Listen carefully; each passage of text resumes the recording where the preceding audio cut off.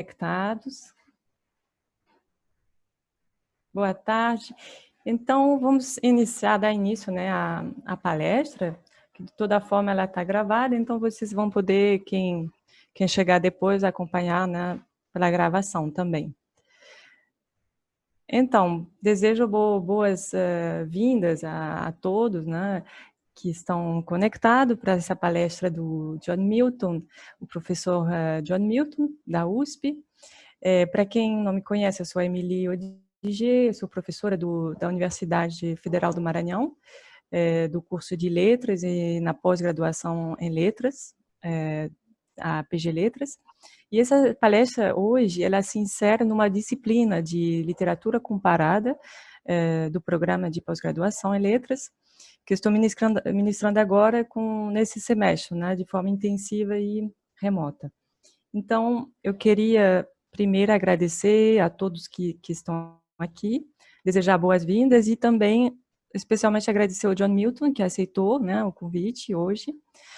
E também, assim, o programa da pós-graduação em Letras, através do professor Rafael Quevedo Campos, que é o coordenador da pós-graduação, e também a coordenação da graduação do Departamento de Letras, com os professores Dino Cavalcante, coordenador, e a diretora Marta Portugal, né, que apoiaram o evento também, e saudar os alunos, né, que estão dessa turma de literatura comparada, os pesquisadores do grupo de pesquisa Versa, é um núcleo de pesquisa que eu criei na UFMA, né, em 2016, e agradecer os trabalhos, né, de Francis Dete da Silva, que ajudou na arte, na divulgação, o André Felipe, que está nos apoiando na técnica, a Marise Borges, a Lísia, o André Serrão, Maria Ordonez e muitos outros que estão presentes.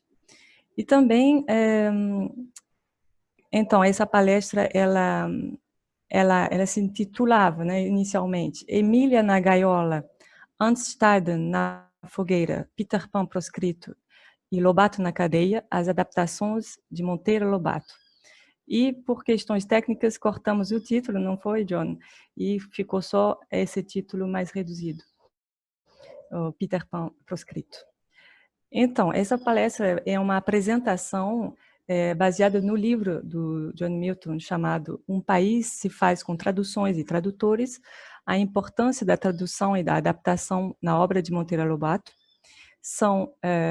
Foi publicado na editora Martin Fonte, em São Paulo, e ele analisa as adaptações de Monteiro Lobato, especialmente Ansteiden, de 1927, e Peter Pan, de 1930, Dom Quixote das Crianças, 1936. Por meio das recontagens de Dona Benta, Lobato consegue inserir suas próprias opiniões nessas adaptações, em Dom Quixote das Crianças, dá seus conselhos de como escrever a literatura infanto-juvenil. E Emília, seguindo Dom Quixote, se torna louca. E Ansteiden critica a colonização portuguesa e espanhola na América Latina. E elogia os índios brasileiros, até aceitando o canibalismo deles, o que ele trouxe a ira da Igreja Católica. E em Peter Pan, compara o Brasil negativamente com a Inglaterra, uma das razões por seu encarceramento em 1941. Então, esse foi o resumo, né, da palestra que vamos escutar, e hoje eu queria também apresentar o John Milton, para quem não conhece, né, ele é uma referência nos estudos da tradução, e tem uma ampla trajetória. O John Milton formou-se em literatura inglesa e espanhol na Universidade de Wales, em Strelsey, em 1978. Fez seu mestrado em Linguística Aplicada pela Pontifical Universidade na PUC de São Paulo, e seu doutorado em Literatura Inglesa pela Universidade de São Paulo, em 90. E atualmente é professor titular em estudo da tradução na USP, na Universidade de São Paulo, e pesquisa na área de tradução literária, sociologia e a história da tradução no Brasil, bem como a tradução e adaptação. Completou sua livre docência em 99 e tornou-se professor titular em 2012. Foi coordenador dos cursos de mestrado e doutorado do Programa de Pós-Graduação em Estudo da Tradução, Tradusp, da Universidade de São Paulo, de 2002 a 2015. Ele é autor e tradutor de vários títulos. Ele publicou em 2019 um livro, né, que é esse livro que vai apresentar hoje, Um País se faz com tradutores e traduções, a importância da tradução e da adaptação na obra de Monteiro Lobato, pela editora Martins Fontes. Então, antes de passar a palavra ao professor, eu queria deixar algumas informações técnicas. O evento está gravado, está ao vivo na página do Versa, do Núcleo de Pesquisa em Tradução, e futuramente vai estar divulgado no canal YouTube. Vamos fazer circular um formulário para constar os inscritos, né? Vocês vão poder ter um certificado, né? E agora eu vou só pedir às pessoas tirarem o microfone e deixar só apenas a imagem, e depois da palestra vamos passar para o debate. Então agora passo a palavra ao professor, convidado especial, John Milton.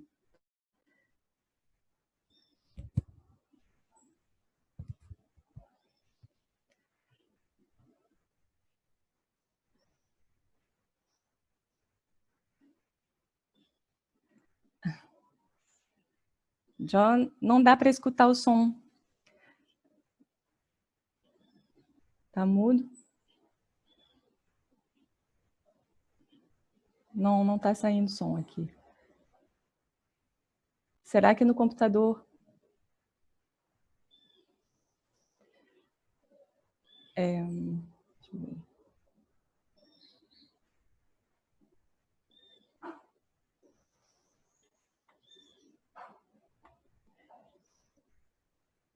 Não? Agora sim, deu. Tá Sim? certo. Sim. Deixa eu colocar de novo. Sim ou não? Não, peraí, deixa eu você.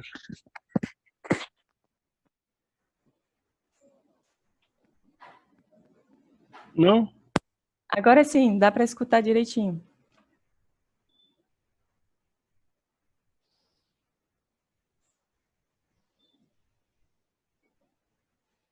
Pode falar, John. Agora saiu o som. Alô? Sim, sim, sim. Ok. Sim? Deixa eu colocar outro. Não sei se tem problema aqui. Parece que o problema está aqui. Deixa eu. Se não, eu vou sem. Alô? Alô? Tá ok. Dá para escutar. Ok. Então parece que deve ter sido esse aqui. Deve ter sido outro fone. Ok. Todo mundo está escutando. Letícia está escutando. Sim, ok. Então, nem falei com Letícia, vi Letícia, mas se não estava reconhecendo Letícia. Oi, professor. Ok. Boa tarde. Então, podemos começar agora? Sim. Podemos, sim, vamos lá. Ok.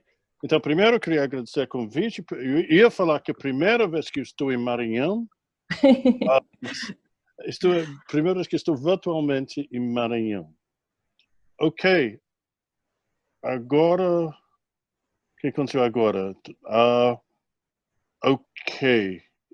E eu vou falar sobre o assunto, que a Emily resumiu bastante bem, e vou ficar usando os slides. Acho que o André está aí? Sim? Sim. Sim. Só queria perguntar uma coisa. De onde vem o desenho de Lobato nos primeiros slides? Não. Volta para o anúncio. Aqui. O desenho foi Francisete que fez a arte. Ela pode responder, eu acho que ela está conectada aqui. Sim. Ok. Então alguém aí. Tá bom. Ok, então vamos começar agora. Esse aqui é o meu livro, e claro, eu vou fazer um pouco de propaganda sobre o livro. Basicamente, o que eu falo hoje é uma condensação do que tem no livro. Está com preço bom no site da Martins Fontes, acho que era R$30, uma coisa assim. Então, claro, eu estou fazendo propaganda para meu livro. Vamos passar para o próximo slide. Sim, todo mundo conhece Lobato. Eu vou falar um pouco sobre a carreira de Lobato. A maior parte já sabe, eu preparei vários slides aqui para o público fora do Brasil que não conhece Lobato. Esses slides eu vou passar rapidamente. Alguns dos slides eu não consegui tempo para traduzir para o inglês, mas qualquer problema eu vou resumindo, traduzindo. Ok, Lobato e Emily, eu ia falar Emily, não, Emília, claro. Vamos próximo. Sim, Lobato, pouco antes de morrer, em 46. Ok? Ok. 48. Morreu 48, não 46. Ok. Esse slide não consegui traduzir em inglês, mas dá para entender a maior parte, vou traduzindo. Lobato veio de uma família bastante rica, donos de fazenda perto de Taubaté, no interior de São Paulo, no caminho de Rio de Janeiro. E ele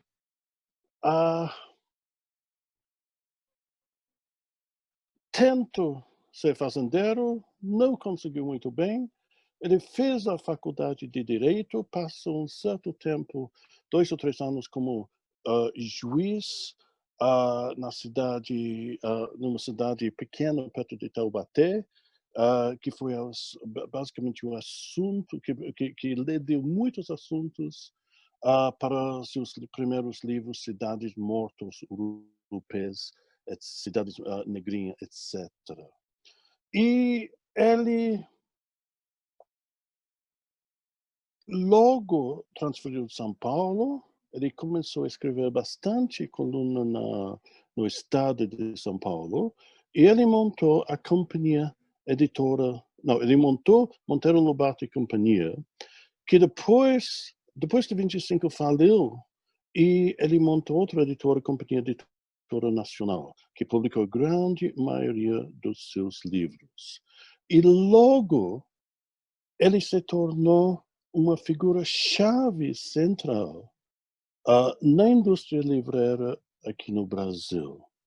Os livros ruralistas europeus, Saci Pererê, resultado de um inquérito, que ele convidou o público para escrever sobre o que eles reconheceram e souberam sobre a figura mítica brasileira Saci Pererê. Problema vital, isso foi o problema da imunização no interior do Brasil, cidades mortas, e desde Jequicatatu, Negrinha, tiveram enorme popularidade. E nesses anos, até o começo dos anos 20, Lobato foi realmente um best-seller, provavelmente o autor mais conhecido contemporâneo no Brasil. Esses livros são sobre o retrato do Brasil rural, e a figura que pode ser visto, esse retrato pode ser visto na figura de Jeca Tatu, ou caipira indolente, preguiçosa, um símbolo da mentalidade retrasada do interior do Brasil. Sua mensagem foi de que o governo precisava investir em melhorar as condições. Em 21, ele começou a série de livros infantis. Ele disse que ele não achava livros para ler para seus filhos, sua família.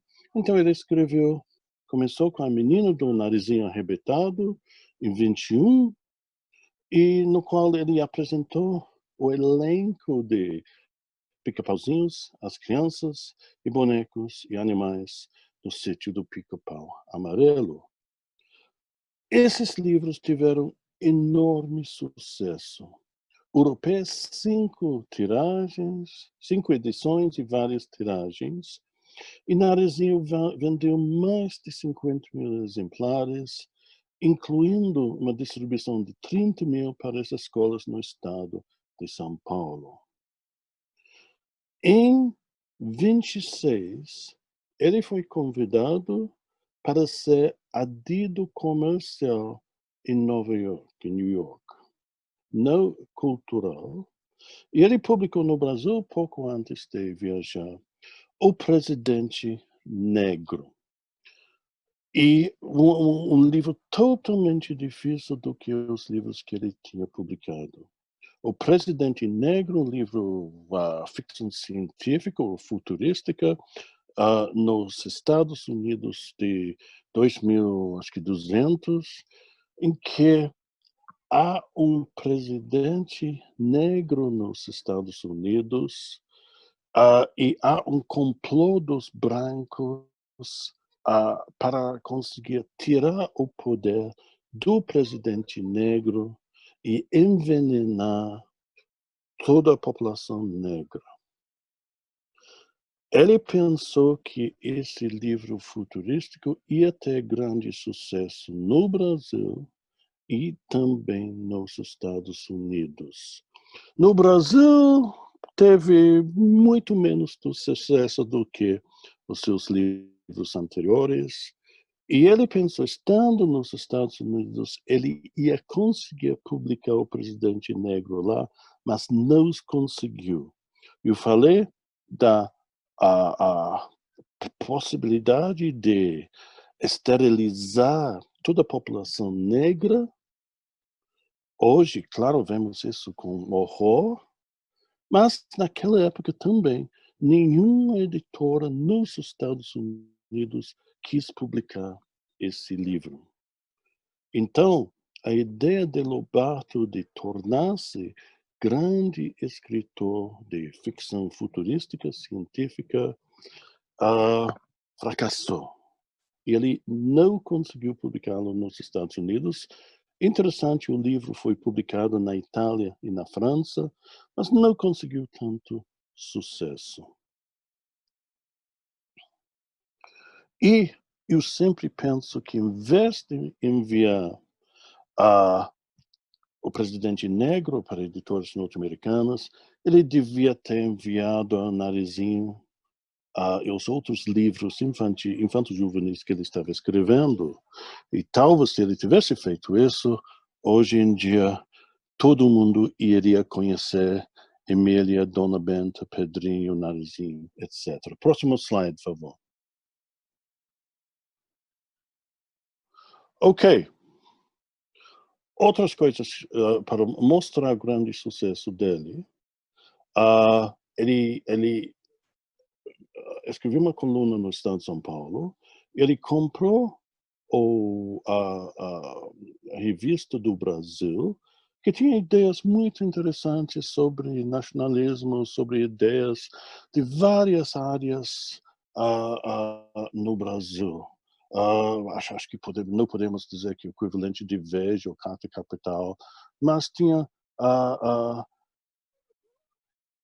ensaios e artigos interessantes para atrair leitura da classe média. Uma estatística muito interessante. Em 1920, mais da metade das obras, livros literários publicados no Brasil foram publicados pela editora de Lobato Companhia, Monteiro Lobato e Companhia. E em 25, por várias razões, investimento excessivo em equipamentos na gráfica de Monteiro Lobato e Companhia, uma seca revolução de tenentes que cortou contato entre São Paulo e Rio de Janeiro. Tudo isso levou Monteiro Lobato e Companhia à bancarrota.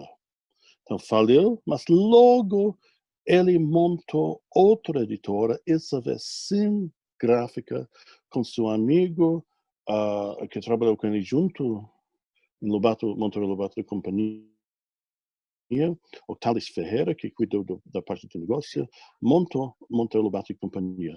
E dá para ver as últimas estatísticas aqui.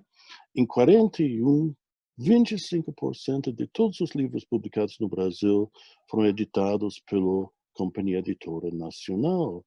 Então, durante muitos anos, boa parte dos livros publicados no Brasil eram das empresas, das editoras de Lobato. Então, se pensamos de Lobato em termos de figura na indústria livreira, ele é a figura mais importante no Brasil. Próximo slide. Ok, essa é a capa do Presidente Negra.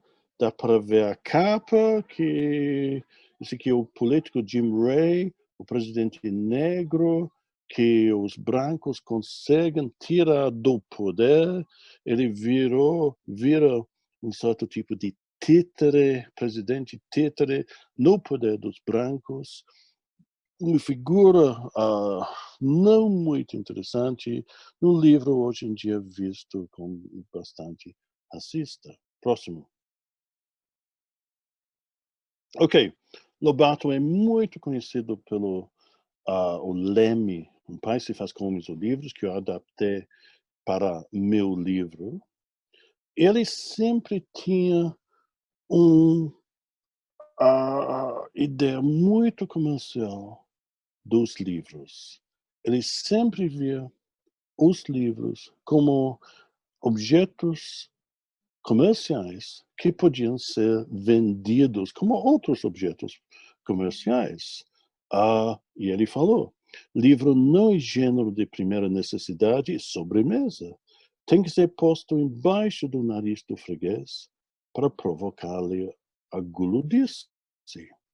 Então, o que ele conseguiu fazer? Ele conseguiu aumentar o número de pontos de venda de 40 o número de livrarias no Brasil, quando ele começou a publicar, 1916, por aí, há mais de 1.200, que incluía farmácias e quiosques de jornal. E ele queria vender seus livros em qualquer tipo de estabelecimento comercial, a não ser açougues. E ele foi muito inovativo, mudando o tipo de capa, colocando desenhos, arte na capa, não seguindo, saindo daquela tradição francesa de sempre ter capas em qualquer desenho, arte, ilustração. Sim? Próximo slide.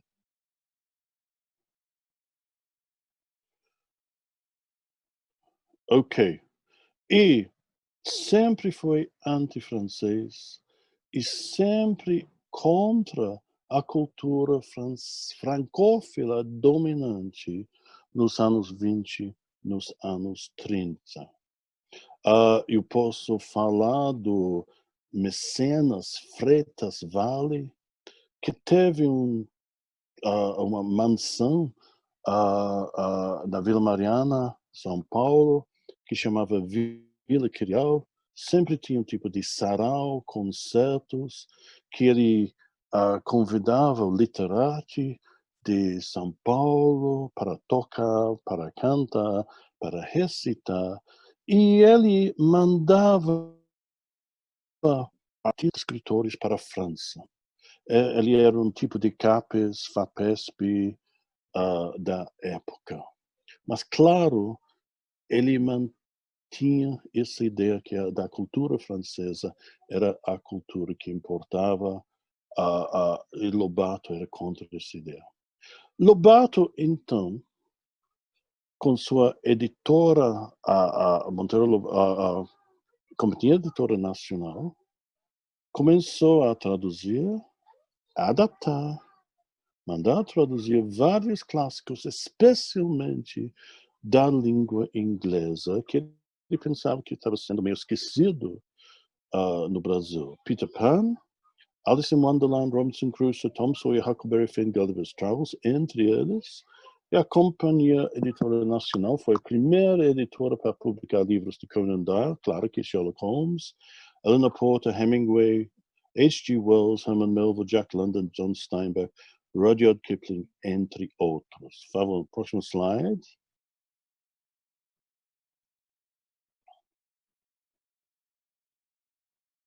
Ok. Importância da tradução para Lobato no ensaio de 23. Lobato enfatizou o enriquecimento espiritual das traduções, e não somente traduções do francês. E como eu acabei de falar, ele percebia que faltava traduções no Brasil de línguas que não fossem francês. E autores clássicos que nunca tinham sido publicados. Homero, Sófocles, Heródotos, Plutarco, Esquilo, Shakespeare, Goethe, Schiller, Molière, Rabelais, Ibsen. Faltavam traduções desses autores. Ele usava a metáfora da cadeia, que o releitor brasileiro precisava de luz, ar e novos horizontes, janelas abertas na sua cela escura, ok? Ok, e pouco a pouco vemos a mudança de Lobato desse autor que escrevia sobre os acontecimentos no campo brasileiro, atraso no campo brasileiro, para escrever, para ser autor de livros infantos juvenis. E claro que hoje em dia todos conhecemos a fama de Lobato por esse lado dele, e também tradutor. Numa carta de 21, ele diz que ele pretendia escrever, produzir uma série de livros infantis com leveza e graça de língua, muito diferente dos livros que existiam no Brasil naquela época. Ele menciona os livros de Jansen Müller. E temos que refazer tudo, abrasileirar a linguagem. E ele sempre acreditava que a língua brasileira tinha muitos diferentes da língua de Portugal. E claro que isso aqui uma coisa está sendo discutida muito no Brasil hoje em dia. E ele recomendou que não, volta. Ele recomendou que o tradutor amigo dele, Godofredo Rangel, tomassem liberdades para melhorar o original quando necessário e deveria adaptar, sempre usando uma linguagem coloquial para o benefício das crianças, que eles pudessem entender logo em seguida. Ok? Ok. Em Dom Quixote das Crianças, de 36, no começo do livro, Emília pega um tomo grande do estante na biblioteca de Dona Benta. É uma tradução em português de Dom Quixote, e Dona Benta começa a ler para os netos, os bonecos. Lança encabido a darga antiga, galgo corredor. Depois da primeira sentença, Emília, que, como Lobato e contra tudo que é ultrapassado e antigo, perde o interesse e começa a brincar de esconde-esconde. Dona Benta pensa e ela decide recontar Dom Quixote ao público dos Pica-Pauzinhos, como aconteceu com Peter Pan. Ok?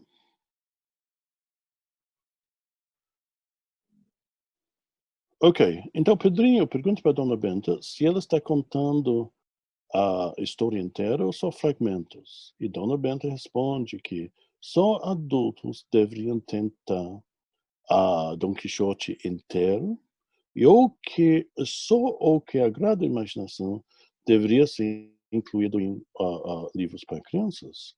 As qualidades literárias, entre aspas, não têm lugar numa obra infanto-juvenil. A imaginação deveria ser estimulada por linguagem fluente e facilitada. Ok?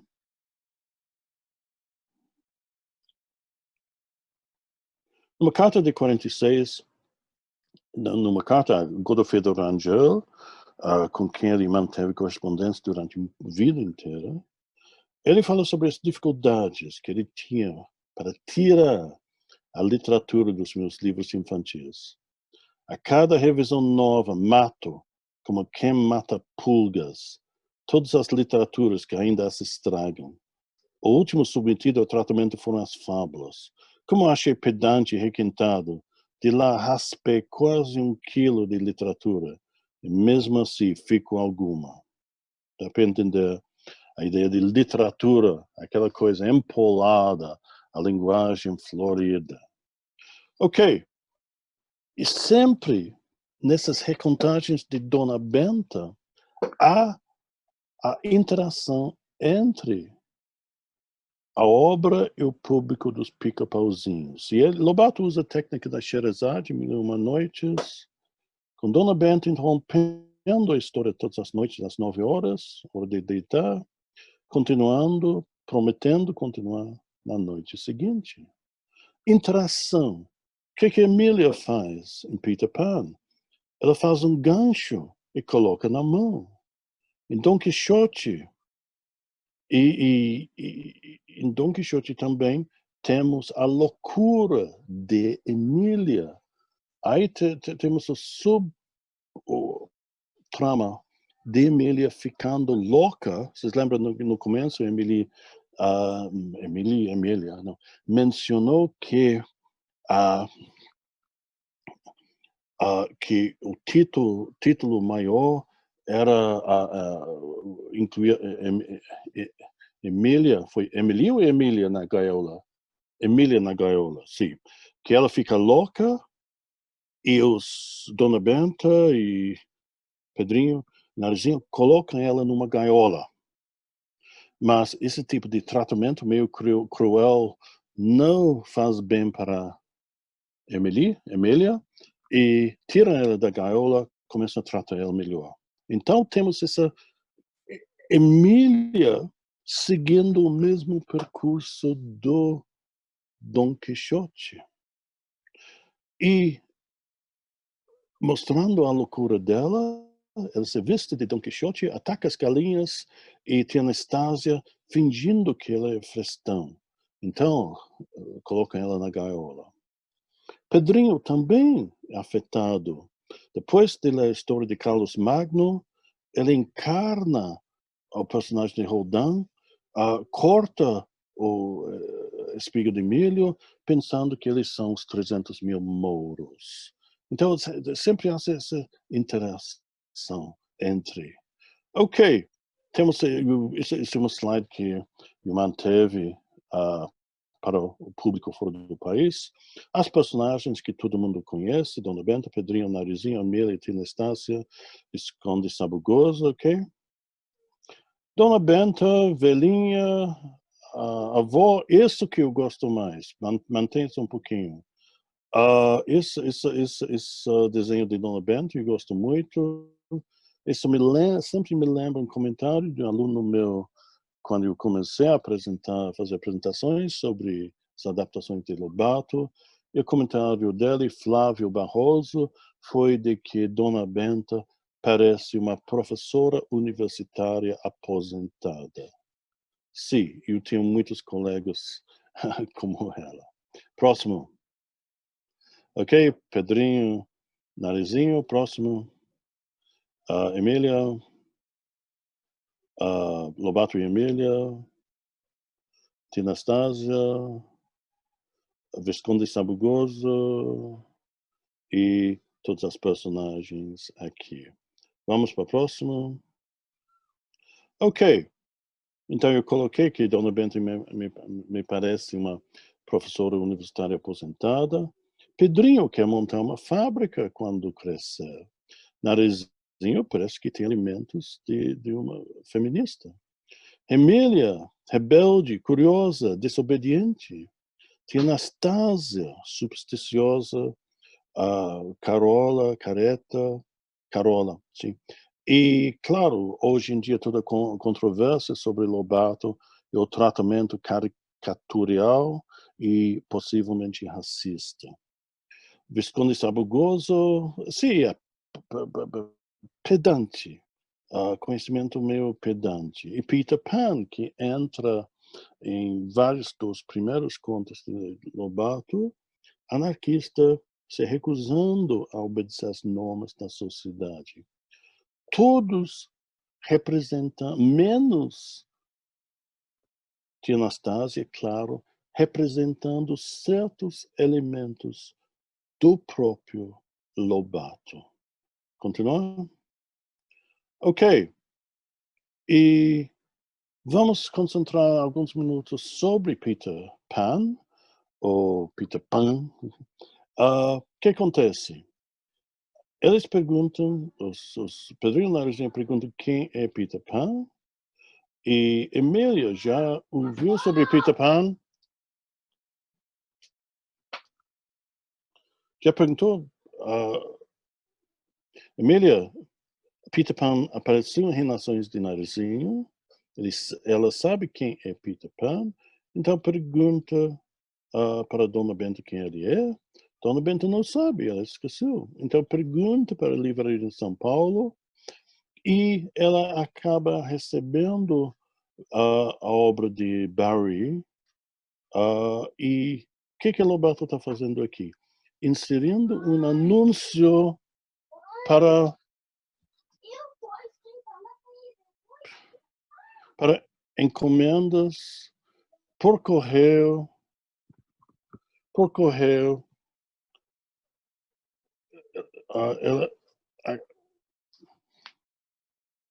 Ela acaba inserindo um anúncio de encomendas por correio para livros. Então, basicamente, inserindo dentro do livro um anúncio.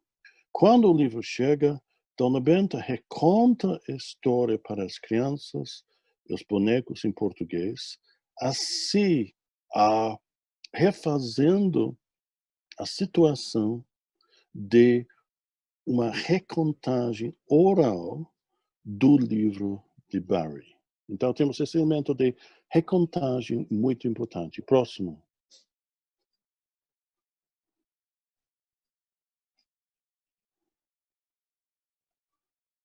Alô? Próximo. Ok. Um momentinho, eu vou parar um segundo.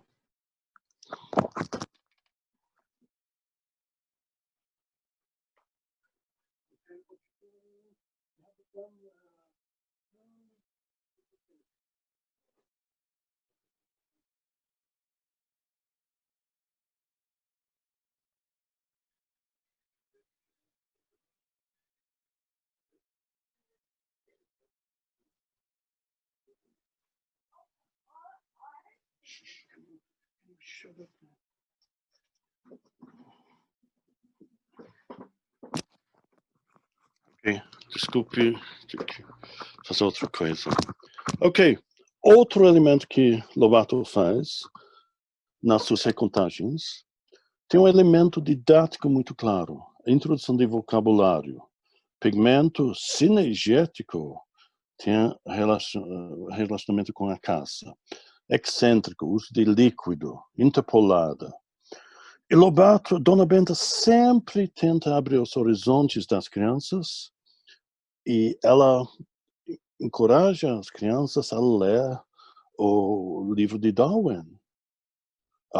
E abertamente, como a gente vai ver, discute a antropofagia dos índios brasileiros. Ok?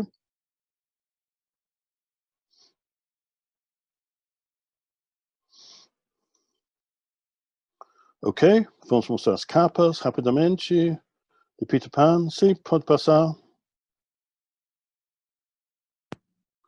Vamos mostrar o começo de Peter Pan agora. Eu vou lendo e fazendo alguns comentários. Havia na Inglaterra uma família inglesa composta de pai, mãe e 3 filhos. Uma menina de nome Wendy, que era mais velho, um menino de nome John Napoleão, que era do meio, outro de Miguel, que era o caçulinha. Os 3 tinham o nome de Darling porque o pai chamava não sei o que Darling. Esses meninos ocupavam a mesma nursery, numa linda casa de Londres. Nursery, repetiu Pedrinho. Que vem a ser isso? Nursery, pronunciando em nursery. Quer dizer em inglês quarto de criança. Aqui no Brasil, quarto de criança é um quarto como qualquer outro, e por isso não tem nome especial. Mas na Inglaterra é diferente. São uma beleza os quartos de criança lá. com pinturas engraçadas rodeando as paredes, tudo cheio de móveis especiais.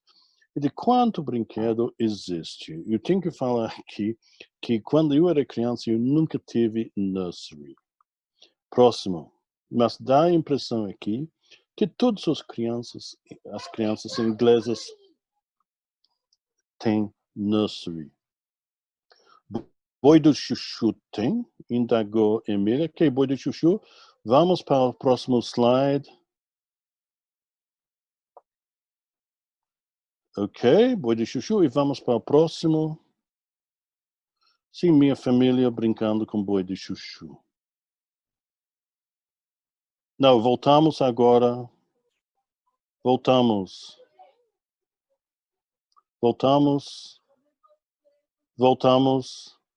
Ok. Boi de chuchu tem? Indagou Emília. Talvez não tenha, porque boi de chuchu é brinquedo de meninos de roça. E Londres é uma grande cidade, a maior do mundo. As crianças inglesas são muito mimadas e têm os brinquedos que querem. Os brinquedos ingleses são dos melhores. E dá para ver o que está acontecendo. O leitor está tendo a impressão que a vida para as crianças é muito, muito melhor da Inglaterra do que no Brasil. Os brinquedos alemães, vovó, ouvi dizer que há na Alemanha uma cidade que é centro da fabricação de brinquedos. É verdade, meu filho, Nuremberg. Esse é o nome da capital dos brinquedos. Fabricam-nos lá de todos os feitios e de todos os preços. Exportam-nos para todos os países do mundo. Aqui, vovó, é que essa indústria está começando. Já temos algumas fábricas de bonecas e outras de carrinhos. Cavalinhos de pé, trenzinhos de folha, patins de celulose, gaitas de assoprar, etc. Ok? Continuamos. Sim, passa. Pedrinho declarou que quando crescesse ia montar uma grande fábrica de brinquedos da maior variedade possível. E que lançaria no mercado bonecos, representando o Visconde de Sabugoso, Emília Rabico, etc. Todos gostaram muito da ideia e Dona Benta voltou ao assunto. Eu acho que Lobato teve essa ideia, mas que nunca conseguiu montar essa fábrica. Pois isso, aquela nursery é um encanto. Imagina que quem tomava conta das crianças era a Naná. Alguma criada? Não, uma cachorra muito inteligente.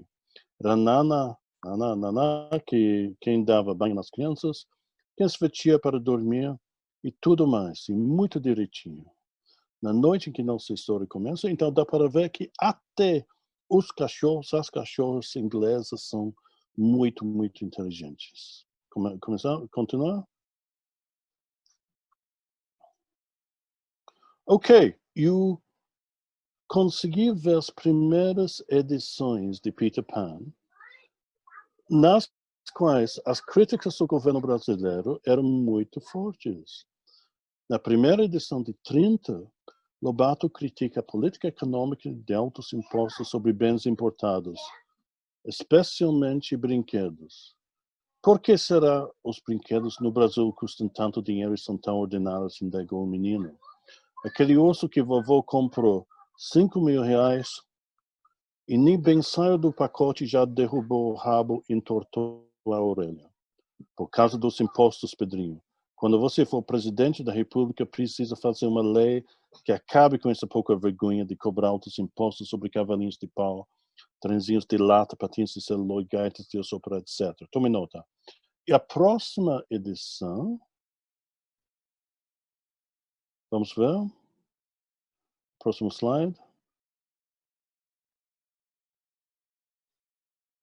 Sim, ok.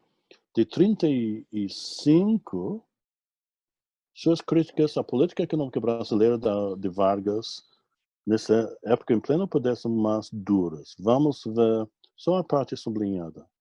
Por causa, isso aqui, o brinquedo já quebrou. Aquele urso que vovô comprou, por exemplo, custou R$ 5.000.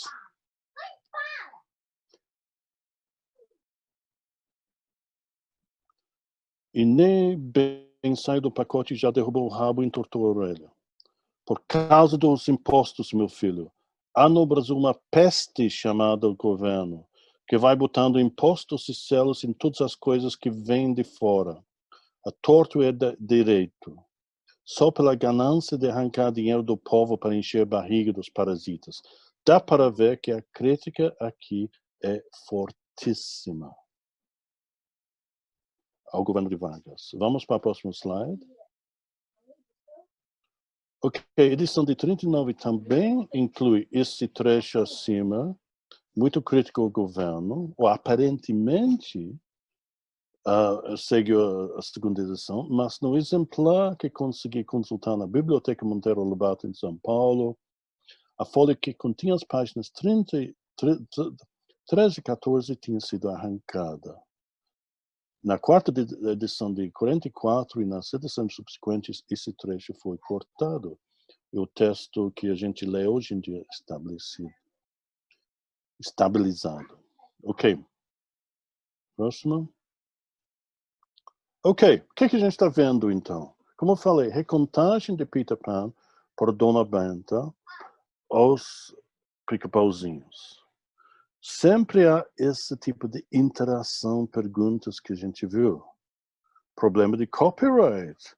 Parece que o Brasil não obedeceu as leis de copyright e Lobato incluía Peter Pan sem procurar qualquer tipo de permissão. Hoje em dia seria diferente. Alguém que faz uma história que inclui Harry Potter provavelmente vai acabar preso. Ou vai ter que tirar pelo menos. Então a gente tem essa mudança de ênfase. Usando as palavras de Julie Kristeva, o lugar de enunciação não é mais do autor escocês J.M. Barrie, é mais o lugar de Lobato. A gente vê a acidez de Lobato mais do que a acidez de Barrie. A gente tem um intertexto com as outras obras de Lobato, a situação política do Brasil, ditadura de Vargas, e Lobato insere suas próprias ideias sobre ensino, sobre leitura, a gente viu suas ideias sobre literatura infanto-juvenil, e a política brasileira, altos impostos sobre bens importados, a baixa qualidade dos bens brasileiros. Próximo slide, por favor. Ok, como eu falei, a gente vê esse ideias de Lobato pelas vários personagens. Emília, anárquica, questionadora. Pedro, que quer ser industrial, dono de fábrica. Educadora, Dona Benta. A anarquia de Peter Pan, não conformismo à sociedade dele. Ok? Ok. Crítica do governo de Vargas, a ideia da autossuficiência econômica, resultando em bens de consumo de baixa qualidade. As crianças brasileiras brincam com boi de chuchu, como minha filha. Também ela brinca com Bobby, como viu. E toda a alta qualidade de vida das crianças inglesas. Também menciona o sistema de califas de aquecimento nas casas inglesas. E tem essa impressão péssima no Brasil quando comparado à Inglaterra. Ok? E grande briga, não vamos ter tempo para entrar nisso, a tentativa de Lobato nos anos 30 para encontrar petróleo no Brasil, que ele gastou muito, muito dinheiro nas suas tentativas. Primeiro, voltando dos Estados Unidos, ele tentou convencer o governo brasileiro a fazer fábrica de aço, de ferro. Ele escreveu um livro sobre ferro, não convenceu, mas ironicamente, logo depois da morte dele, foi montado a fábrica usina de Volta Redonda. E também a ideia que o Brasil poderia encontrar petróleo, que claro, depois de muitos anos conseguiu. é o fato que o governo de Vargas foi dominado pelas corporações internacionais, que a gente hoje em dia chamamos de multinacionais. E ele perdeu muito dinheiro, toda a sua fortuna, o que sobrava de sua fortuna, porque também ele perdeu dinheiro no crash nos Estados Unidos, e ele acabou ganhando dinheiro traduzindo depois, e começou a vida como bastante rica, e terminou a vida bastante pobre. Grande briga entre ele e Vargas, que era muito importante. A entrevista que ele deu para a BBC no fim de 40, quando a Inglaterra, as grandes cidades da Inglaterra estavam sendo bombardeadas pela Luftwaffe alemã. Ok, essa entrevista que foi transmitida e publicada para vários países, o que ele falou? No Brasil, veneramos de coração a Inglaterra, porque desde os começos de nossa história vimos ela interessar-se com nós e cooperar para nosso desenvolvimento. A Grã-Bretanha deu para o Brasil as ferrovias, os portos, capital de desenvolvimento, modelo parlamentar durante o reinado de Dom Pedro II, liberdades civis, habeas corpus, e muitas figuras históricas importantes eram, especialmente Rui Barbosa, eram anglófilos. Ok? A palavra inglês sempre foi e continua sendo, diz Lobato nessa entrevista, um sinônimo de solidez, lealdade e resistência a novidades mal cozidas. Dá para ver sempre nessa entrevista, entre as linhas, críticas ao governo de Vargas, o Estado Novo. Ok, vamos para... E podemos ver todas essas ideias saindo no poema de Rudyard Kipling, o poema mais famoso dele, If. E parece que naquela época If era muito, muito popular no Brasil. Em muitas casas, escritórios, If estava lá pendurado. Vamos ver a tradução em português, que é a próxima, de Guilherme de Almeida. A próxima slide, por favor. Ok, If, C, de Rudyard Kipling, tradução de Guilherme de Almeida. Se és capaz de manter a tua calma quando todo mundo ao teu redor já a perdeu e te culpa, de crer em ti quando estão todos duvidando, e pareces, no entanto, achar uma desculpa. Se és capaz de esperar, sem te desesperares, ou enganando, não mentir um mentiroso, ou sendo odiado, sempre o ódio te esquivares, e não para ser bom demais, nem pretensioso. Se és capaz de pensar, sem que a isso só te atires, de sonhar sem fazer dos sonhos teus senhores, se encontrando as desgraça e o triunfo conseguires, tratar da mesma forma a esses dois impostores. Se és capaz de sofrer dor, de ver mudadas, e armadilhas as verdades que disseste, e as coisas porque deste a vida estraçalhadas, e fazê-las com o bem pouco te reste. Dá para ver as críticas entre as linhas da sociedade contemporânea brasileira. Um momentinho, eu vou ter que ver uma coisa. Volto em 15 segundos. Ela... Dad, eu já te liguei. Pessoal, um anúncio aqui, já tem um formulário aqui no chat e vocês podem preencher para os certificados. Ele está aqui no chat.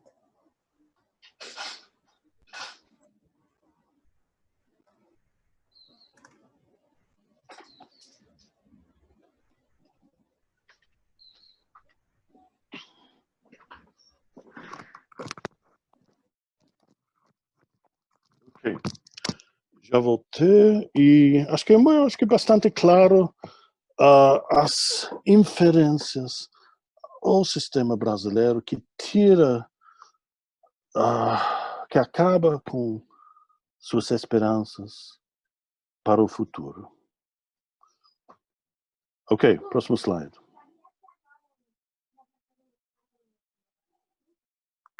Ok, continuando a entrevista. A humanidade tonteia diante do surto dos valores da violência. O justo passa injusto, o certo e o errado e o certo. O bom é o mal é o bom. O pensamento livre é o crime, a delação é a virtude. A história falseada nessas escolas, para que também se torne instrumento dessa obra de inversão de todos os valores. Então, a Inglaterra está na guerra, e nesse momento, pior momento para a Inglaterra, Grã-Bretanha, Reino Unido, os Estados Unidos ainda não entrou na guerra, só ia entrar em 42, quando mudou tudo, e havia grande possibilidade de uma invasão, uma vitória da Alemanha. Apesar disso, conseguiu plantar a árvore da dignidade humana nos Estados Unidos, Canadá, Austrália, Nova Zelândia e África do Sul. Ok? Ok. Peter Pan foi considerado um livro, na adaptação de Lobato, um livro subversivo. O promotor público, Clovis Cruel de Moraes, recomendou à Tribunal de Segurança Nacional que a distribuição de Peter Pan deve ser proibida porque daria às crianças uma ideia errada do governo do Brasil, moldando o espírito da criança à mentalidade demolidora do nacionalismo, dando a impressão que o Brasil era um país inferior à Grã-Bretanha. Ok? Outro relatório, Tupi Caldas, acusou a obra de Lobato de ser excessivamente materialística e faltar qualquer tipo de espiritualismo. Deveriam ser banidos porque é perigoso o Programa Nacional de Educação, não contribuindo à formação de uma juventude patriótica continuadora da tradição cristã, unificadora da pátria. Como resultado, instruções foram dadas ao DIOPS, Departamento de Polícia, de Ordem Social e Política, que todos os exemplares de Peter Pan Lobato deveriam ser apreendidos e confiscados. Ok? Aqui vamos. Fogueira de livros. Não sei, acho que não são livros de Lobato, mas vários em Taubaté. Isso aconteceu numa escola católica. Os alunos tinham que levar livros de Lobato e depois foram queimados e em troca os alunos receberam notas mais altas. Também numa escola católica Rio de Janeiro, Espírito Santo, entre outros, os padres criticaram e confiscaram livros de Lobato. Vamos ver por que daqui a pouquinho. Continua. Dona Ben, acho que Dona Ben está entre os livros. Continua. Ok, o próprio Vargas também concordou com as ideias que a gente viu, que o escritor deveria propagar o nacionalismo. Todo e qualquer escrito capaz de desvirtuar esse programa é perigoso para o futuro da nacionalidade. O nosso mal até aqui foi justamente dar liberdade excessiva aos escritores, quando o livro é o mais forte veículo de educação. Ok?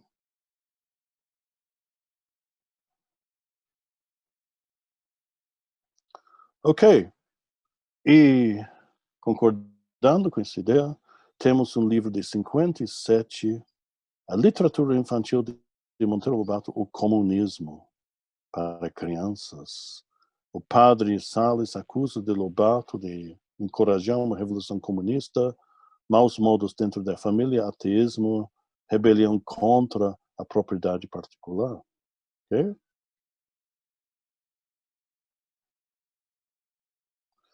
Ok, e Lobato, por Peter Pan, as críticas ao governo brasileiro em Peter Pan, também várias cartas a Vargas e a outros membros do governo, acabou sendo encarcerado em 41 por 6 meses e acabou completando 3 meses. Ele se dava, claro que ele foi afetado fisicamente, mas ele se dava bem com os próprios presos, conseguindo encontrar empregos para vários deles ao sair da cadeia. Continuamos?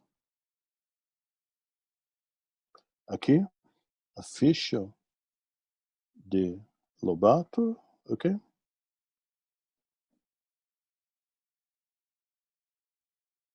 Ok, e podemos ver as outras ideias, os outros livros nos quais Lobato coloca suas próprias ideias, as fábulas, os animais e o peste. O único animal para ser punido é o burro. O que o burro faz? Não pode haver crime maior do que furtar a sacratíssima couve do senhor vigário. Aqui, Lobato sempre foi muito crítico à Igreja Católica. A mosca formiguinha, Visconde, comenta, mas muitas vezes um planta e quem colhe é outro. Lobo e cordeiro, o cordeiro nunca contradiz o lobo. E Dona Benta explica que a fábula revela a essência do mundo. O forte sempre tem razão. Contra a força não há argumentos. E em O Cavalo e o Burro, Dona Benta ensina o significado da palavra solidariedade. Então a gente vê um certo elemento socialista aqui em Lobato. Continua. Ok, vamos falar um pouco de Hans Staden. Lobato fez 2 versões de Hans Staden. Essa versão é um resumo do livro. Vamos para o próximo slide aqui. Próximo slide. Aqui. Sim, isso aqui é uma reescrita da tradução de Alfredo Löfgren, com menos referências ao Deus. Claro que vamos lembrar que Lobato era ateu, anti-igreja. O original de Hans Staden mostra bastante piedade, acreditando que ele conseguiu se salvar por causa de Deus. E ele muda a ênfase da responsabilidade pela salvação de Hans. Não é Deus que ajuda, mas sua própria esperteza. Continuamos? Ok. Mais simpáticos índios. E vamos continuar, porque tem muita coisas para falar ainda. Vamos não concentrar nisso. E depois disso, temos a recontagem de Dona Benta de Hans Staden. Na versão que eu acabei de mostrar, no cativeiro, não tem nada a ver. Dona Benta e as Pica-Brasinhas não entram. Mas com o grande sucesso da série de livros infantos juvenis, aqui vemos a Dona Benta recontando. E a versão que vemos nas livros hoje em dia, essa versão de Dona Benta recontando. Meu cativeiro, muito difícil de achar, não foi reeditado. Continuamos mostrando capas, continuamos. Sim, mais novo, continuamos. E continuamos. Dá para ver, o último foi quadrinhos. Ok, aqui, Dona Benta recontando Hans Staden, em 27. Ok. Qual a importância aqui? A importância da contagem de histórias dentro do âmbito familiar, é a simplicidade, como eu vi antes, da linguagem necessária para esse público, E como a gente viu em Peter Pan, Dom Quixote, em Fábulas, Lobato insere as opiniões de Dona Bentas e temos as perguntas e comentários dos pica-pauzinhos. De novo, o intertexto, mistura de vozes, mudança de lugar de enunciação, a voz de Lobato e a voz que escutamos. Esta vez, vamos ver a próxima slide.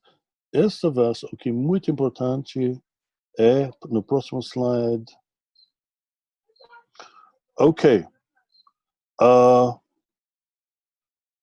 o elemento da colonização das Américas.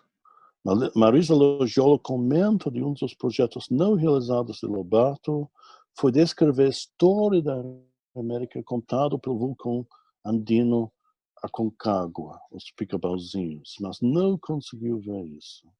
A visão de Dona Benta da colonização das Américas é totalmente negativa, dominado pelos mais fortes. A história da humanidade, palavras de Dona Benta Lobato, uma pirataria que não tem fim. O mais forte, sempre que pode, depreda o mais fraco. Só quando a justiça for uma realidade, veste-se um ideal e que as coisas mudarão de rumo. Continuamos no próximo slide. Ok. Se não fosse as ganâncias dos brancos, que é portugueses, que é espanhóis, ganância que os levou a insistir na escravização dos índios, não teria havido nas Américas os horrores que houve. Mas os conquistadores do Novo Mundo, tanto os portugueses como os espanhóis, eram mais ferozes que os próprios selvagens. O sentimento só os guiava, cobiça, ganância, sede de enriquecer, para conseguiram não vacilar em destruir nações inteiras, com os tecas do México e os incas de Peru, provas cuja civilização já era bem adiantada. Então, dá para ver em que lado fica Lobato. Próximo. Ok. Quando Pedrinho indaga para Dona Benta, porque esses conquistadores são sempre considerados grandes homens, ela responde, história escrita por eles. Então, dá outros exemplos. Se o leão, se tem uma estátua de um homem matando o leão, ela pergunta se o leão tivesse feito estátua, ia fazer de uma maneira diferente. Ok? Ok, vamos, estou passando o tempo muito, mas basicamente o que Lobato fala é que os índios brasileiros tratavam os presos como rãs muito melhor do que os portugueses e espanhóis. Eles tratavam eles bem, davam esposas, davam comida boa, se não torturavam, se no fim mataram e comiam a carne humana, mas o tratamento como preso era muito melhor do que o tratamento que os portugueses e espanhóis deram aos seus presos.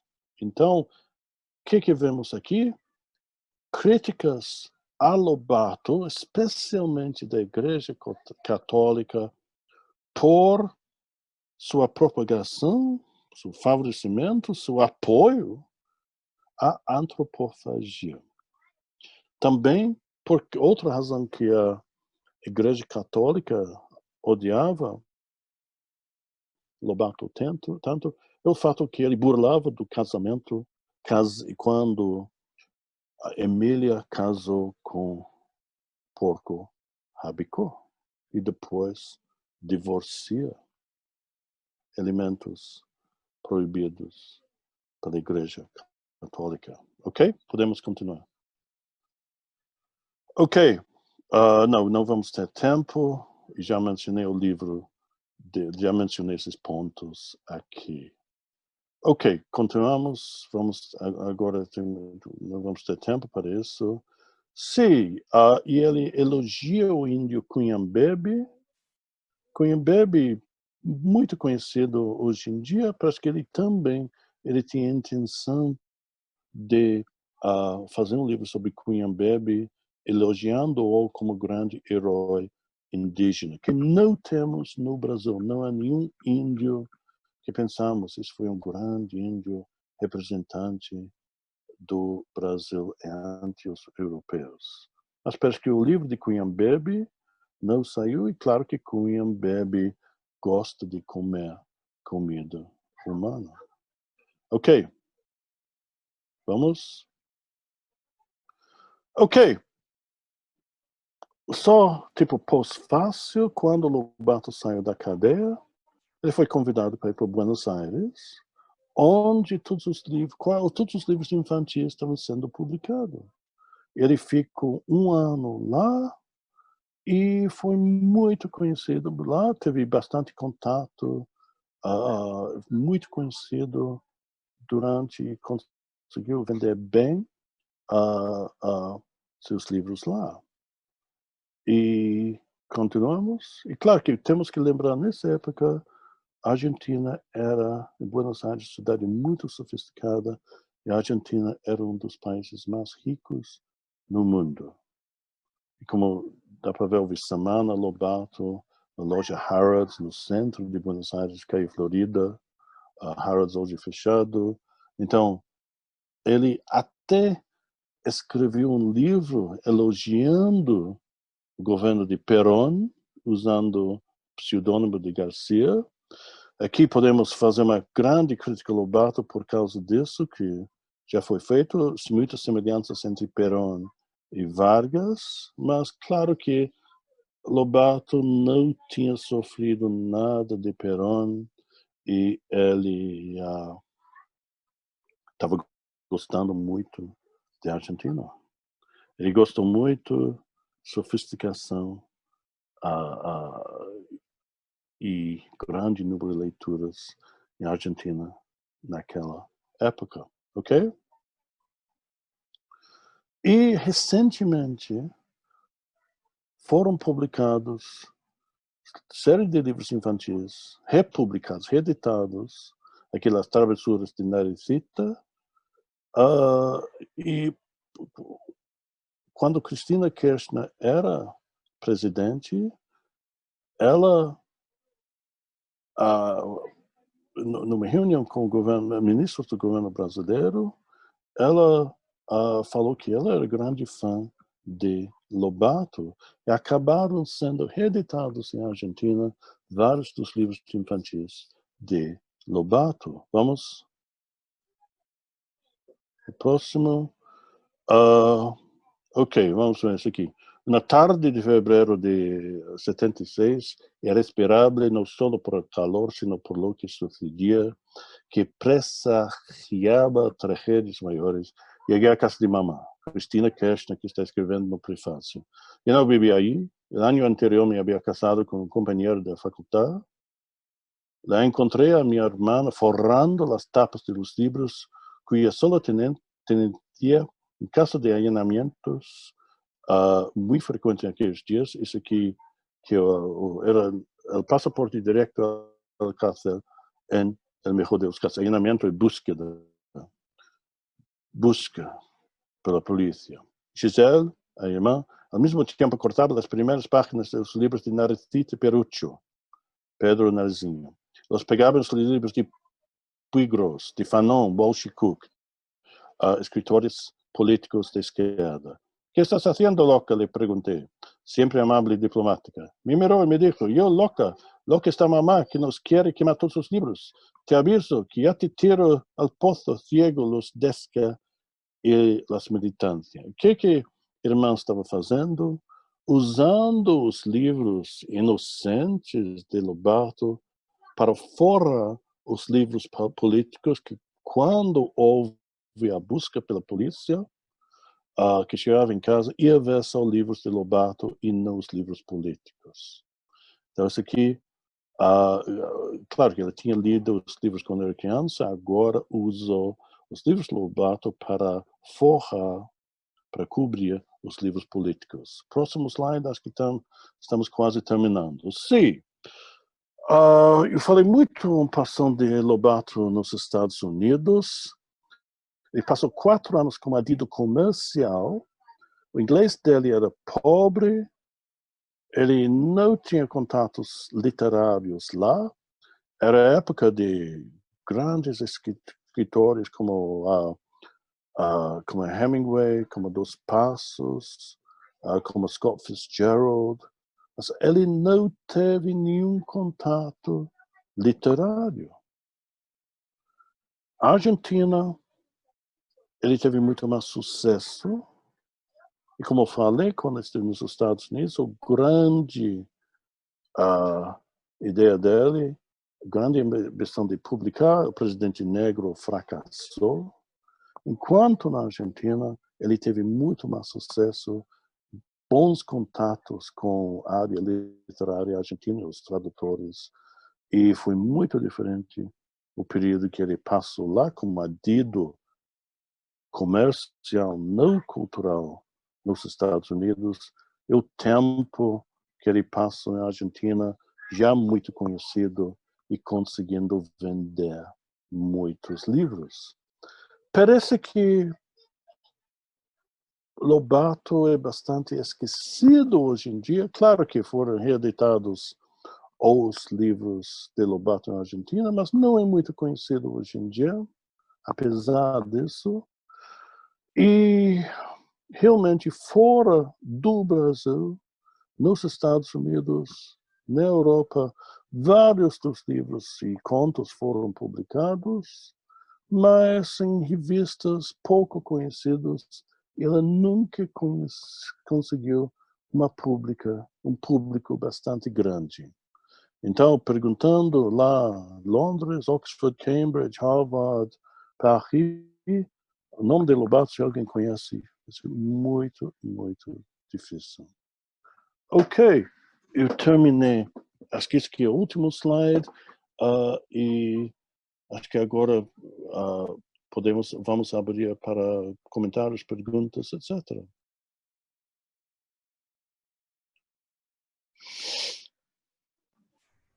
Terminou? Ok. Já, bastante. Ok. Então, qual é o sistema agora? Então, obrigada, John, pela palestra. Eu acho que podemos abrir as perguntas, né? Quem quiser se manifestar, fazer um comentário. Você já encerrou essa parte? Eu? Sim. Sim. Já foi. Não, Chega. ainda tinha mais uma última, você falou. Não, acho que foi a última, Kelly.Sim, não é importante, já falei bastante. Então... Não, pode falar mais, fique bem. Não quero falar mais, não. Letícia vai ter umas perguntas, com certeza. Sem dúvida, eu tenho uma sim. Bom, primeiro agradecer a Emily e professor pela palestra, foi muito didática, muito importante. Eu tenho uma pergunta, professor, eu estou aqui com o seu livro, que aliás eu vou citá-lo no livro que eu estou organizando agora, né? Em relação às traduções. Aqui, quando na página 42, quando se comenta que as traduções de Lobato hoje em dia seriam vistas como fluentes e domesticadoras, né? Que, na verdade, como é que é? Com o tradutor livrando a tradução de qualquer elemento que reflita a língua original ou a estrutura estrangeira. Enfim, uma tradução mais fluente, em outras partes diz que se omite palavras, trechos, etc. Algo que o senhor já comentou, né, em alguns slides anteriores. E hoje, como tradutores, a gente pode pensar numa postura oposta à de Lobato, né, como tradutor, e manter isso, justamente manter a estrutura, quando as línguas são próximas, como o português e o espanhol, né, que é o que a gente está trabalhando aqui, e no meu caso, não tentar chilenizar o Lobato, e sim mostrar o que tem de estrutura, de cultura, etc., da língua portuguesa e Lobato. Eu queria saber a posição do senhor como tradutor e como estrangeiro, né? Pensando traduzir o Lobato ao inglês, como que o senhor faria isso, com que postura, digamos, mais próxima à ideia de Lobato, ou hoje como que o senhor pensa? Ok.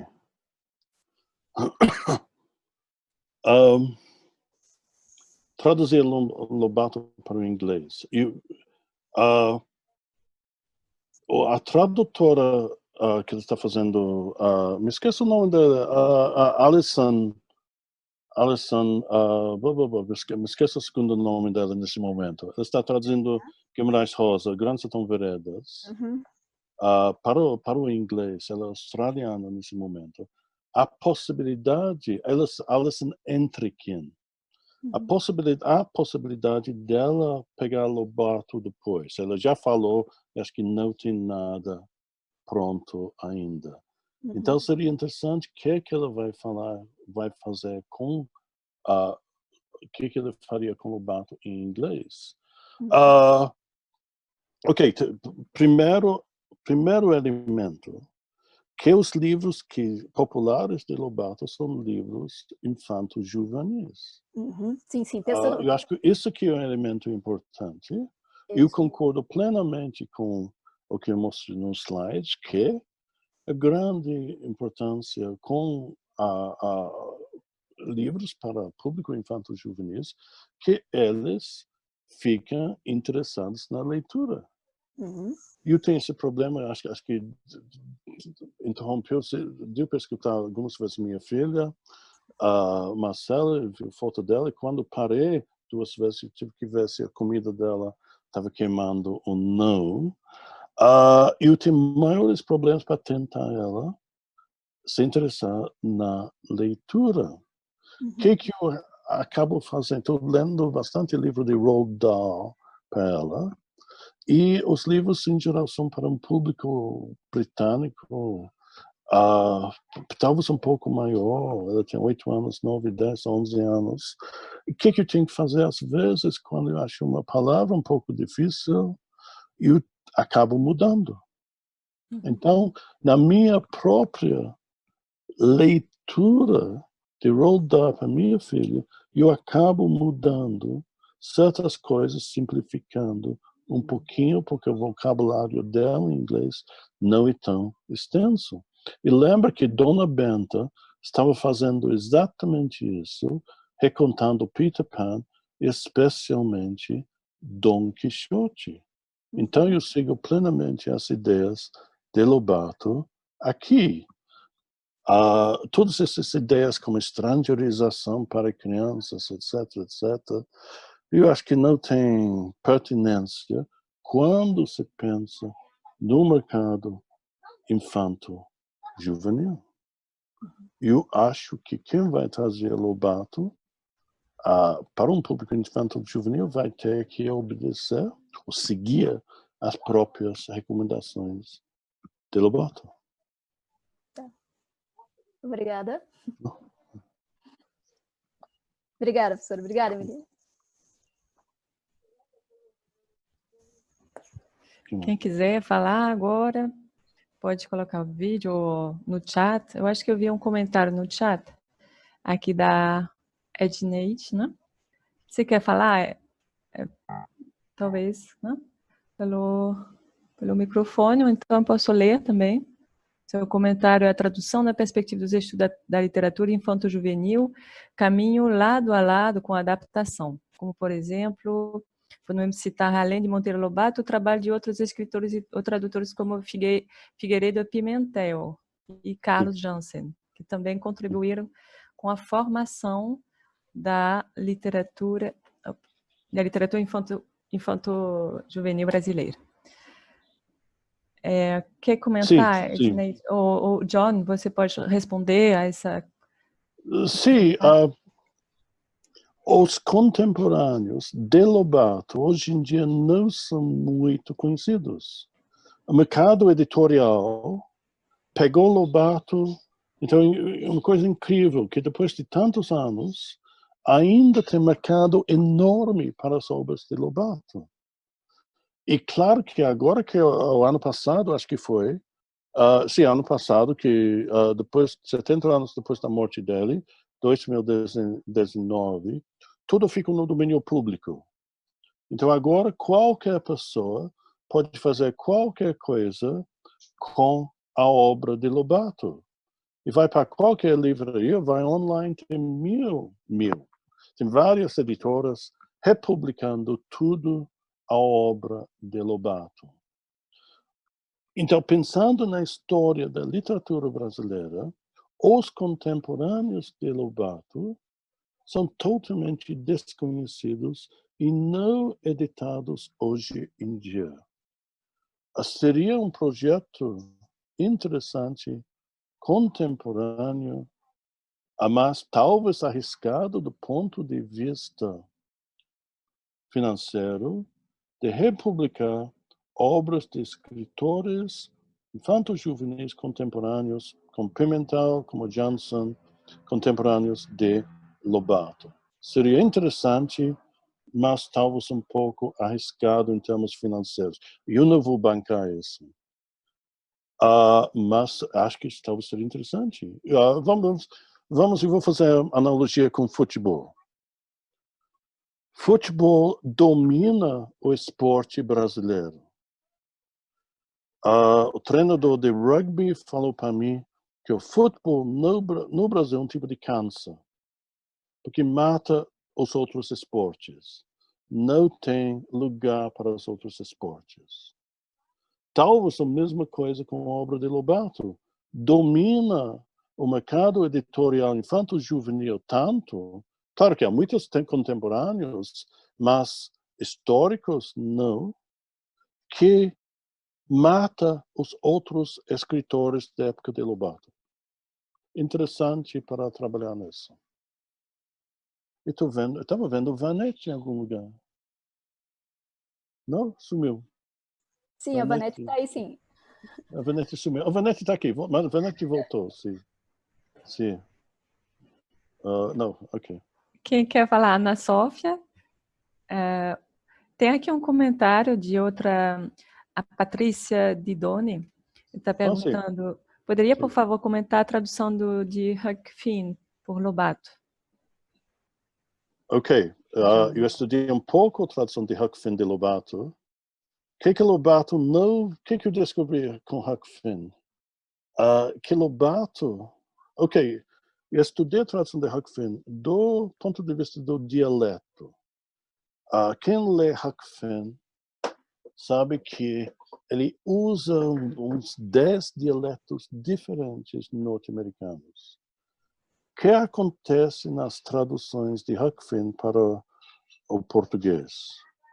Sempre usa dialeto do padrão sofisticado, alto, brasileiro, padrão. Dialeto correto, padrão brasileiro.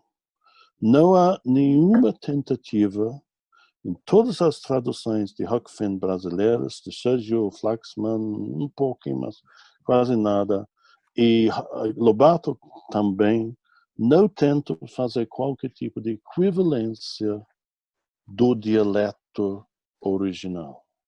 O estudo que eu fiz mostra que em livros clássicos, nenhuma tentativa tem sido feita até muito recentemente. Solange Pinheiro, da USP, fez tese e tradução de Morro dos Ventos Uivantes. Ela tenta um dialeto de Yorkshire equivalente e escreve sobre isso na sua tese e na tradução de Morro dos Ventos Uivantes, da editora Martin Claret. Lobato não. Lobato fez as suas traduções correndo. Me lembro que eu falo que um dia ele bateu o recorde e traduziu 60 páginas num dia só. Tudo derivando a máquina de escrever. Ele tinha que traduzir rápido para ganhar dinheiro. Então, e alimentar sua família. Muitas das traduções foram criticadas pelo fato que ele erra, ele fez com muita correria, e há pessoas que sugerem que ele não traduziu certas obras que ele só assinava. Isso seria um estudo interessante. Eu acho que teria que usar um tipo de linguística de corpora para ver se realmente ele fez ou se todas as traduções têm as características dele. O estudo interessante é um pouco complicado. Então, eu não mencionei Huck Finn. Huck Finn não é uma recontagem, é uma tradução direta, feita às pressas, na minha opinião, muito mais interessante do que as adaptações que comentei. Eu estou vendo a mão de Vanette. Sobre isso que você falou, John. Olá a todos. Eu não sei quem está aí, mas olá a todos. Nesse sistema não dá para saber quantas pessoas, não sei. Ok. Sobre o que você acabou de falar, que algumas pessoas dizem que Lobato não traduziu tudo, que ele só assinava. Quando eu estava escrevendo a minha tese, que foi sobre a adaptação que Lobato fez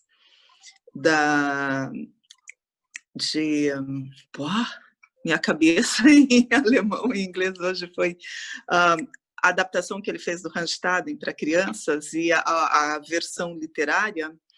Eu fui pesquisar coisas do Lobato lá no SEDAI, na Unicamp. Eu fiz o doutorado na Unicamp, o SEDAI estava ali do lado, eu passava em frente todo dia para ir para o laboratório de computação, e um dia eu resolvi entrar e ver o que tinha lá do Lobato, porque o acervo dele está lá.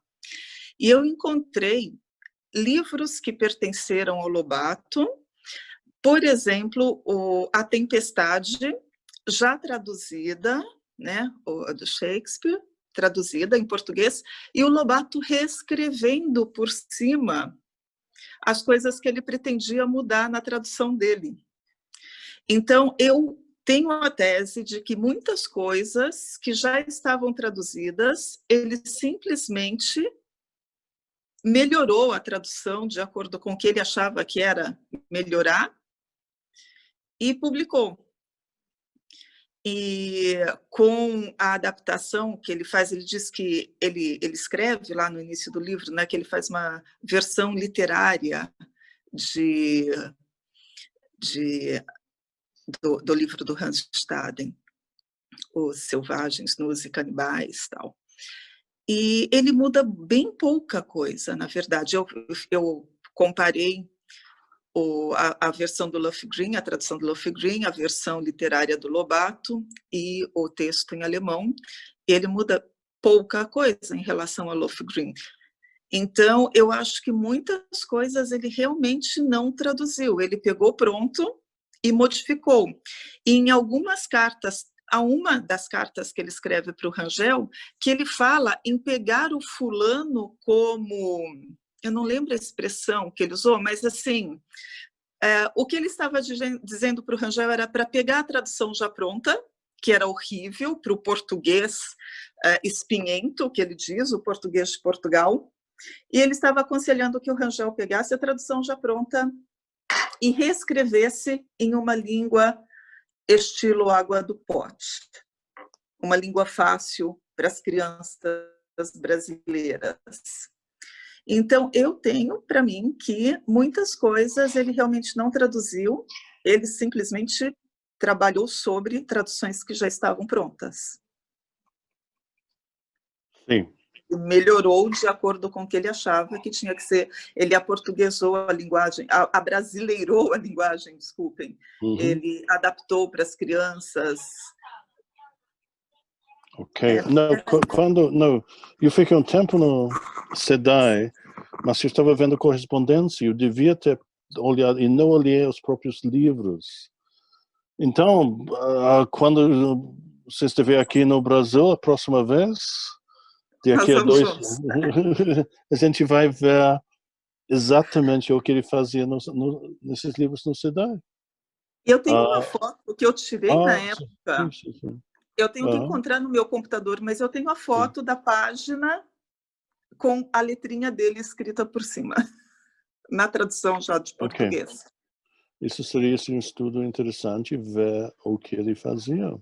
Exatamente.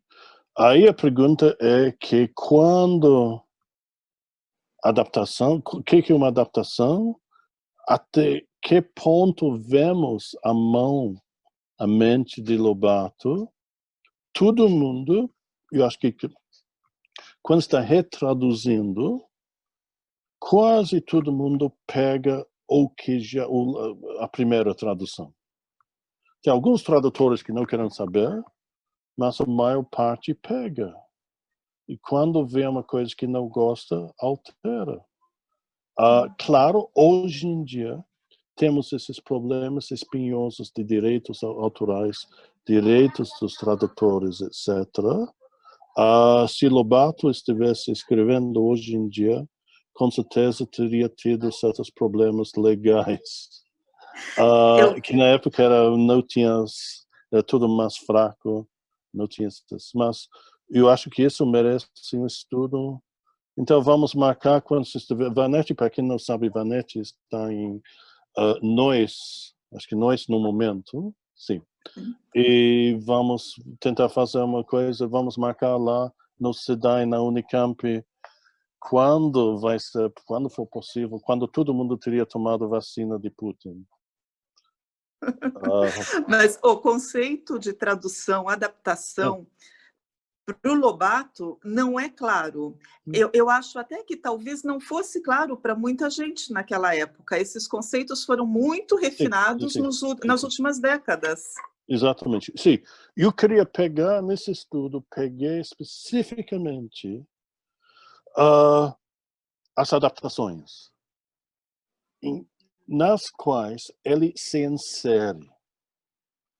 Quando falamos da Tempestade, do outro livro que foi de Huckleberry Finn, ele não recontou usando a Dona Benta. Aí estamos tratando de outras coisas. No primeiro capítulo do meu livro, eu comento sobre as ideias em gerais de Lobato sobre tradução, em geral, muitos comentários e críticas que foram feitas aos vários erros que ele fez também, traduzindo com tanta velocidade. E claro que sempre houve essa possibilidade de que uma tradução que levava o nome de Lobato ia vender muito melhor do que outra pessoa. Então, não se sabe sobre esse ponto ainda, se ele realmente, em alguns casos, só colocava o nome.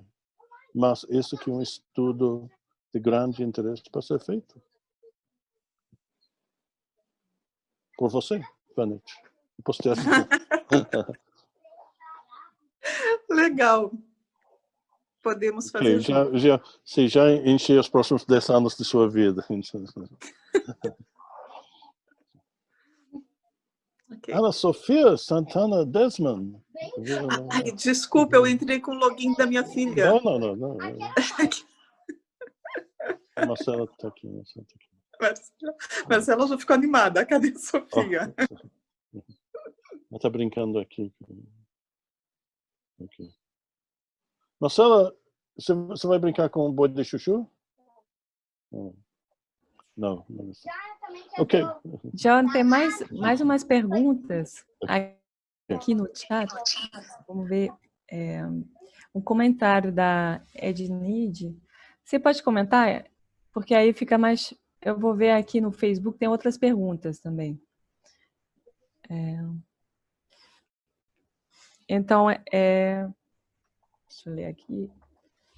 Queria saber se o professor tem algum material sobre adaptação e tradução nos livros infanto-juvenil para disponibilizar para os ouvintes.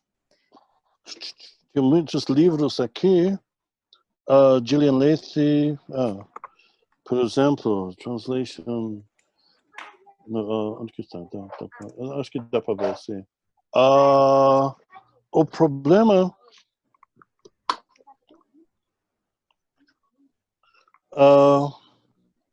realmente, eu não tinha nada... Alguém estava perguntando para mim outro dia se tinha esse livro em PDF. Mas não tinha problema agora que é muito difícil fazer PDF, as universidades fechadas.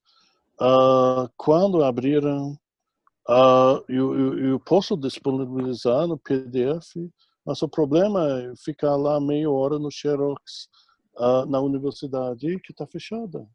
Então, esse é o problema que estamos tendo neste momento. Mas acho que uma boa ideia, há muita coisa em PDF na biblioteca Genesis. Então, eu recomendo a pessoa... Eu não achei essa coisa de Gillian Lacey, mas aconselho todo mundo para ir no library, só coloca, só digita Library Genesis, e Genesis tem muita coisa disponível. Uma recomendação. Eu não sei até que ponto é totalmente legal, mas claro que hoje em dia tem muita coisa na internet.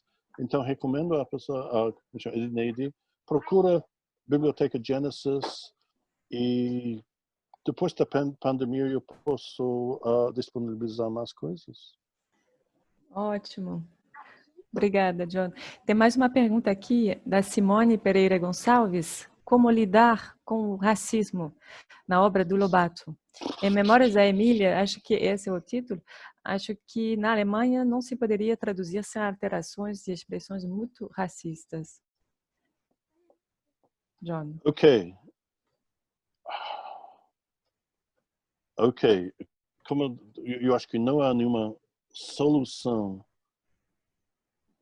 que eu possa recomendar. Eu posso dizer que o que está acontecendo nesse momento, em várias das reescrituras, por exemplo, que estão sendo publicadas, e a editora que deteve os direitos da editora Globo, em certos casos mudava um pouquinho. Por exemplo, Lobato sempre escreve sobre os beiços de Tia Anastácia. Mudava isso, não colocava beiços, mas ia para lábios. Aí quando fala que Dona Benta era negra, mas tinha coração de branco. Esse caso mudava, era de boa coração, uma coisa assim. Certas coisas mudam, os editores, que obviamente têm conotação racista, mudam hoje em dia. Esses são exemplos bons. Temos outro problema também. Por exemplo, Pedrinho como grande caçador. E tem poucas áreas da sociedade brasileira que caça e visto como uma coisa boa, positiva. Então, tem outros preconceitos anti-caça hoje em dia que temos que pensar. Mas é interessante como essas críticas mudam conforme a época. Na época que Lobato estava escrevendo, como eu falei na fala, as grandes críticas vinham da Igreja Católica, o casamento e divórcio de Emília, e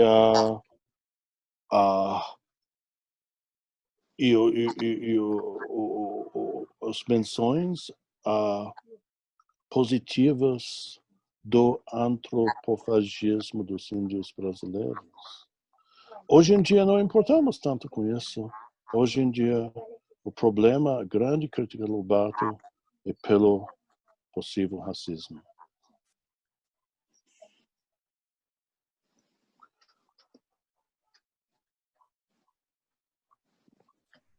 Ok, obrigada pela resposta. Tem mais comentário, questões online? Alguém quer falar? Temos mais 5 minutinhos antes de fechar, né? Esse encontro. Sim, se alguém quer entrar em contato comigo pessoalmente, como é que eu posso usar chat? Aqui Chat. do lado direito, você pode escrever aqui no... Tá vendo ali? Tem uma coluna. Participante e tem... Não, tá aqui. Isso. Ok, já mando o e-mail. E se alguém se interessar no livro, de novo eu vou falar que a editora Martins Fontes está dando bom desconto. Está saindo alguma coisa como R$30, a última vez que eu vi. Procura. Se alguém está procurando já presente de Natal, isso seria presente bom para dar para todo mundo. Ok, já mandei meu e-mail. Se alguém quer realmente fazer perguntas outro tipo. Eu vou também fazer um pouco de propaganda também. Tradinfo, e tem uma lista Tradinfo que distribui informações sobre palestras, eventos na área de tradução. Também temos uma sexta-feira cada vez por mês, uma sexta-feira por mês, um grupo GREAT, que discute vários textos sobre adaptação. Então, se você se interessa em Tradinfo, GREAT ou outra coisa nessa área, manda mail para mim. Ok, tem mais algumas perguntas? Não?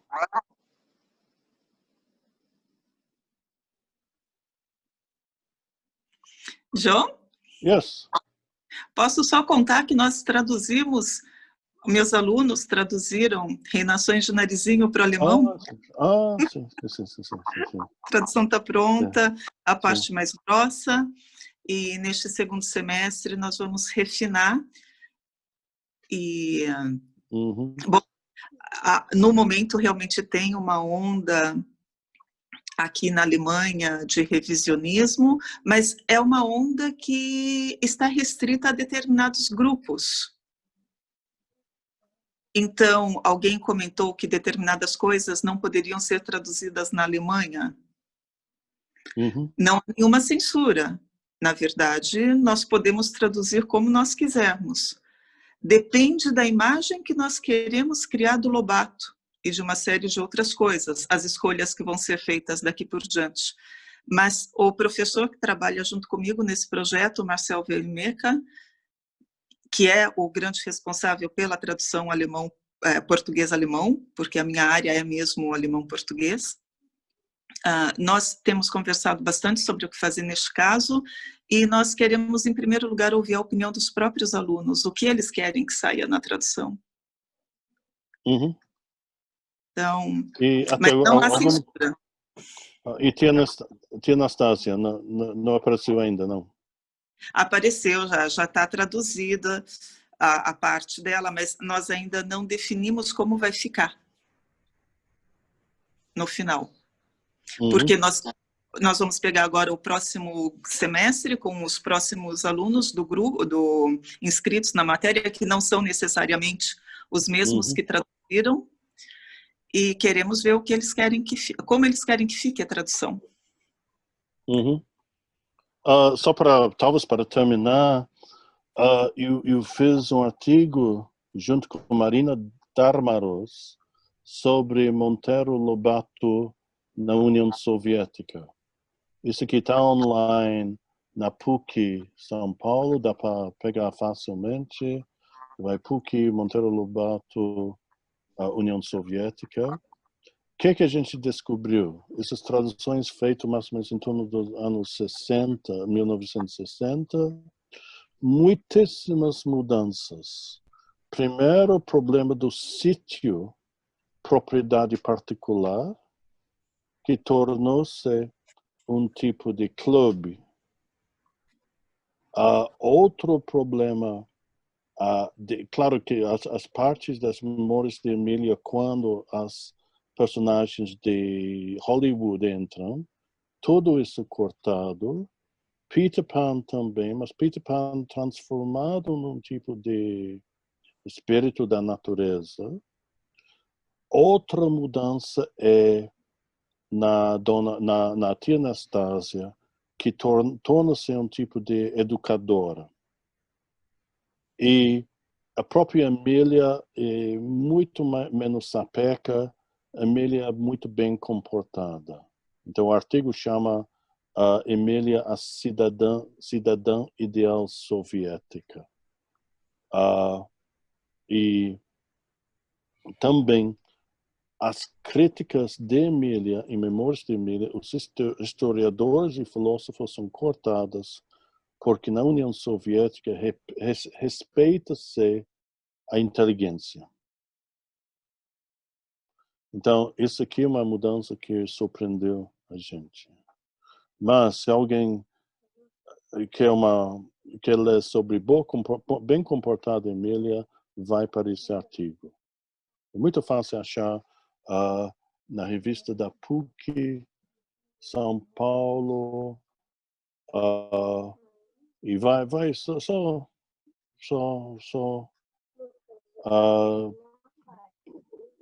Monteiro Lobato, Emília, cidadão soviética bem comportada, vocês vão achar o artigo. Ok, eu acho que Ok. agora o tempo, Acho que vão está cortar daqui a acabando, né? pouquinho, sim. Já Ok. estamos há 2 horas juntos. Sim, E sim. foi excelente esse encontro e gostei muito de, né, poder ouvi-lo. Obrigada, Ok. John, Tá né? bom. E também a todos, né, presente pela participação. Tá Aí, bom. espero que vocês conseguiram se inscrever para receber o certificado. Sim. E aí eu deixo um convite para o dia 1º de setembro, vai ter outra palestra sobre o Maranhão, né, os tradutores no Maranhão do século XIX. Vocês Sim, estão todos convidados, né, como o professor Roberto. E então, acho que já dá para fechar hoje por conta do tempo, mas Ok, foi obrigado. muita Eu alegria, gostei muito muito da minha obrigada. visita ao No Maranhão Maranhão. rápido. Tá bom, ok. Bye Então, bye. gente, boa tarde e até a próxima. Bye bye. Saúde. Tchau, tchau. Oh, leave meeting. Bye bye.